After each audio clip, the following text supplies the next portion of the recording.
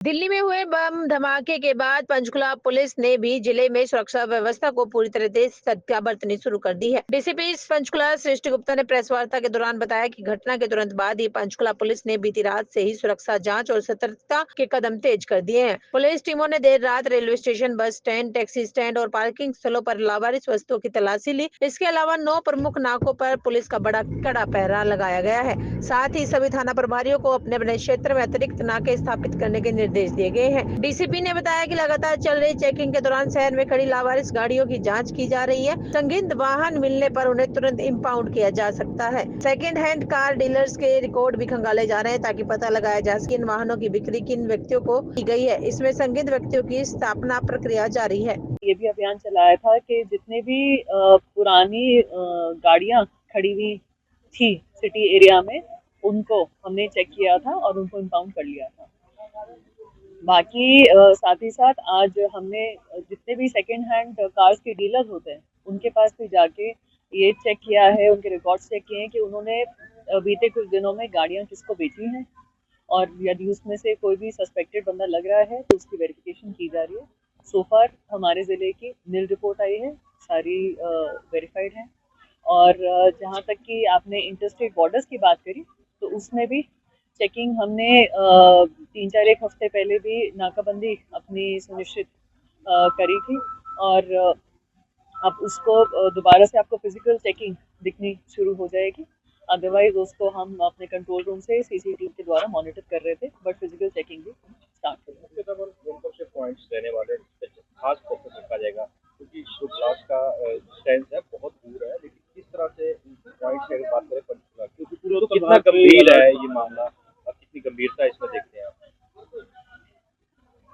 देखिए, कोई भी ऐसा ब्लास्ट हो जाना और वो भी देश की राजधानी में हो रहा है, तो काफ़ी गंभीर मामला है ही। एंड ज़्यादातर ऐसे मूवमेंट की हमें इंटेलिजेंस जो हमारे तंत्र रहते हैं उनके द्वारा पता चलता है।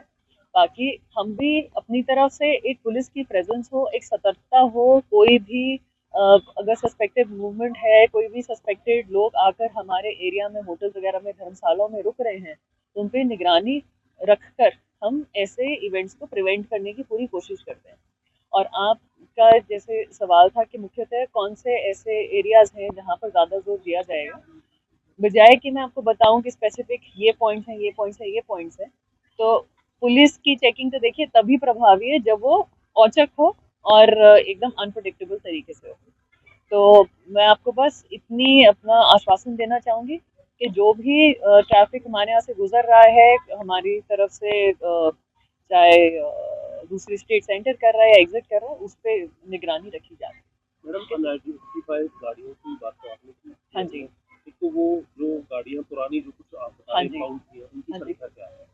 दूसरा जो डीलर्स से आपने बात की है, हाँ जी। उसकी जो वेरिफिकेशन में कितनी गाड़ियाँ जो है वेरीफाई आपने सो फार अभी तक के इतने कम टाइम्स में? जी, इसके आंकड़े तो अभी मेरे पास नहीं मौजूद, पर ये वेरिफिकेशन ज़रूर हुई है सभी डीलर्स के पास, सेकेंड हैंड कार के जो डीलर्स हैं।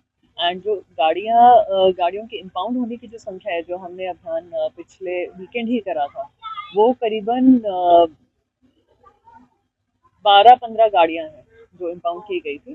काफ़ी सारी गाड़ियाँ जो हमने ओनर्स को ही ट्रैक डाउन करके उनको बोल दिया था कि आप प्लीज़ इनको ले जाएं। इसके अलावा मैम जो गाड़ियों का हो गया, लेकिन जो बाहरी व्यक्ति यहाँ पर आकर के रह रहे हैं, हाँ जी, या फिर वो किराएदार के तौर पर रह रहे हाँ हैं जी, या कुछ समय से उनकी कोई जानकारी नहीं है लेकिन रह रहे हैं, हाँ जी।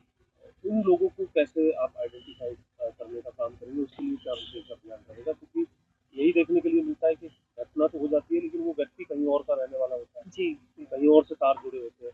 तो पंचकुला में ये तमाम चीज़ें और कैसे पंचकुला पुलिस निगरानी? आपने ठीक कहा कि ज़्यादातर ऐसी जो घटनाएं होती हैं उनको अंजाम देने में जो बाहर से आए लोग होते हैं उनका हाथ रहता है, और उन पे निगरानी या फिर उनकी इंफॉर्मेशन देने के लिए हमारा जो इंटेलिजेंस तंत्र होता है उस पर डिपेंड करते हैं। और साथ ही साथ एक जो आपके जैसे जो पब्लिक पर्सन्स हैं, जो हमारी आंख और कान है ऑन द ग्राउंड, उनसे भी हमें इंफॉर्मेशन इनपुट्स आती रहती है। सुरक्षा को देखते हुए पुलिस अधिकारियों की छुट्टी भी कोई कैंसिल की गई है, या मतलब जितनी वीआईपी मोमेंट्स रहती है यहाँ हाँ जी। पंचकुला में, तो मैन पावर और बढ़ाई, जैसे बताया गया था कि स्टेशन जो है वो बिना बताए ना नहीं छोड़ रहा है, इस तरीके की बात पर क्या? जी, डीजीपी सर के सबका आदेश है कि कोई भी सभी छुट्टियां कैंसिल कर दी गई हैं और हर कोई स्टेशन मेंटेन करेगा, तो उससे हम इंश्योर करें कि मैक्सिमम जो पुलिस है वो प्रेजेंट है। मैम कोई पुलिस बल भी बढ़ाया गया है नाके पर रिगार्डिंग इसी जो हादसा के बाद चेकिंग के लिए? मैम जो हमारी पुलिस है प्रेजेंट, मतलब जो थानों में पुलिस है उसी की ही शिफ्ट वाइज प्रेजेंस जो नाकों पर है वो इंक्रीज करी जाएगी। इसके अलावा मैडम ड्रिंक एंड ड्राइव को लेकर के भी सरकार कुछ डीजीपी साहब भी कह रहे हैं और हाँ जी, डीसी साहब की भी रहती है, उसमें क्या स्टेटस अभी तक है जिससे